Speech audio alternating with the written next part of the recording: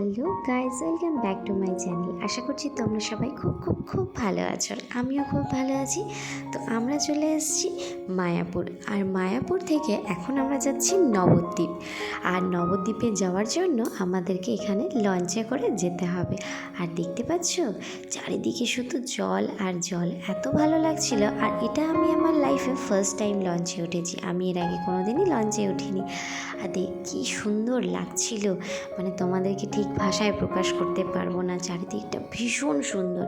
যারা নবদ্বীপ যাওনি তাদেরকে আমি অবশ্যই বলবো তোমরা মায়াপুর হয়ে একবার নবদ্বীপ গিয়ে দেখো, বা নবদ্বীপ থেকে একবার মায়াপুর এসে দেখো লঞ্চে করে, দেখবে খুব ভালো লাগবে। তো চলে এসছে আমাদের লঞ্চ, এবার আমরা হচ্ছে নদীর ওপারে যাব। আর এত সুন্দর ভিউ চারিদিকে, তোমরা দেখো ভিডিওটা তাহলেই বুঝতে পারবে।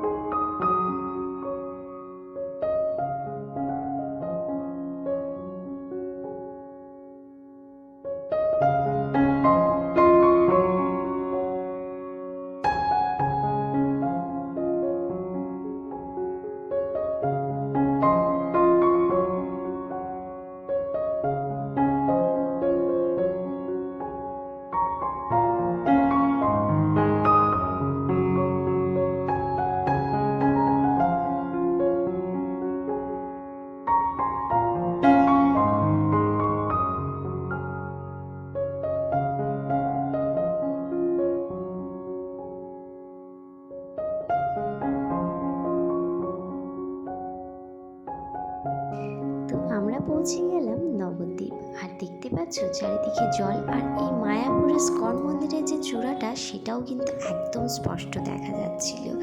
আর বীভৎস সুন্দর পরিবেশ, এরকম মনোরম দৃশ্য হয়তো অন্য কোথাও পাওয়া যাবে না। আর এখানে নামার পরেই এখানে অনেক মহিলারা ছিল যারা এখানে তিলক কেটে দিচ্ছিল। তারপর আমরা চলে আসলাম নরহরি ধাম। এই নরহরি ধামটাও কিন্তু বীভৎস সুন্দর। আর তোমাদেরকে একটু একটু করে ধীরে ধীরে আমি সমস্ত কিছুই দেখাবো। আর চলো ভিডিওটাতে আমার সাথে থেকো আর তোমরা দেখতে থাকো।